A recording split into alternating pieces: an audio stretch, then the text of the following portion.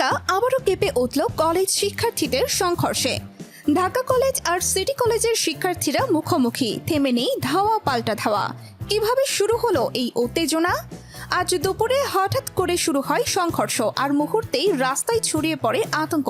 কেন বারবার এই দুই কলেজের শিক্ষার্থীরা সংঘর্ষে জড়াচ্ছে? এর নেপথ্যে কি কারণ? সবিস্তারে থাকছে আজকের প্রতিবেদনে।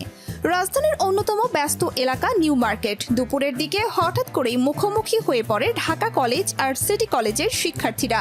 প্রথমে কথা কাটাকাটি, তারপরেই ছড়িয়ে পড়ে ধাওয়া পাল্টা ধাওয়া। প্রত্যক্ষদর্শীরা জানান, এক শিক্ষার্থীকে কেন্দ্র করে শুরু হয় পুরো ঘটনা। আমরা এখানে দেখেছি, হঠাৎ করেই দুই কলেজের শিক্ষার্থীরা ছুটে আসে, লাঠি সোটা হাতে কয়েকজনকে দৌড়াতে দেখা যায়। এমনকি আশপাশের দোকানপাটও মুহূর্তেই বন্ধ হয়ে যায়। সংঘর্ষ শুরু হতেই ঘটনাস্থলে পৌঁছে যায় পুলিশ, কিন্তু প্রায় 1 ঘন্টা ধরে রাস্তা জুড়ে ধাওয়া পাল্টা ধাওয়া চলে। পরিস্থিতি নিয়ন্ত্রণে টিয়ার শেলও ছুটতে হয়। শেষ পর্যন্ত আইন শৃঙ্খলা বাহিনীর হস্তক্ষেপে শান্ত হয় এলাকা।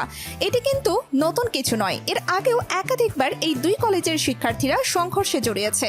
বিশেষ করে 2022 সালের এপ্রিল মাসে ঢাকা কলেজ নিউ মার্কেট এলাকায় বড় সংঘর্ষ হয়, যেখানে প্রাণহানিও ঘটে। এরপরই প্রশ্ন ওঠে, কেন এত ঘন ঘন শিক্ষার্থীরা সহিংসতায় জড়াচ্ছে? শিক্ষাবিদরা বলছেন, শিক্ষার্থীদের মধ্যে প্রতিদ্বন্দ্বিতা, আঞ্চলিক প্রভাব আর রাজনৈতিক ছত্রছায়া সবকিছু মিলে এই সংঘর্ষ বাড়িয়ে দিচ্ছে। তাদের মতে, শিক্ষা প্রতিষ্ঠানে শিক্ষার্থীদের মানসিক চাপ ও নেতৃত্বের দ্বন্দ্ব বড় ভূমিকা রাখছে। একজন সমাজবিজ্ঞানীর মন্তব্য, শিক্ষার্থীরা পড়াশোনার পাশাপাশি রাজনৈতিক কর্মকাণ্ডে জড়িয়ে পড়ে। এর ফলে সামান্য ঘটনাও বড় আকার নেয়। এই ধরনের সহিংসতা নিয়ন্ত্রণে শিক্ষা প্রতিষ্ঠান ও পরিবার দুপক্ষকেই দায়িত্ব নিতে হবে। তাহলে সমাধান কি?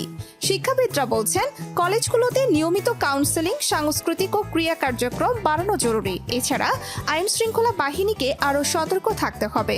সবচেয়ে বড় বিষয় হলো, ছাত্র রাজনীতির নামে যেন অশান্তি না ছড়ায়। একজন শিক্ষার্থী বললেন, আমরা তো পড়াশোনা করতে এসেছি, কিন্তু বাইরে থেকে চাপ এসে বারবার অশান্তি তৈরি করছে।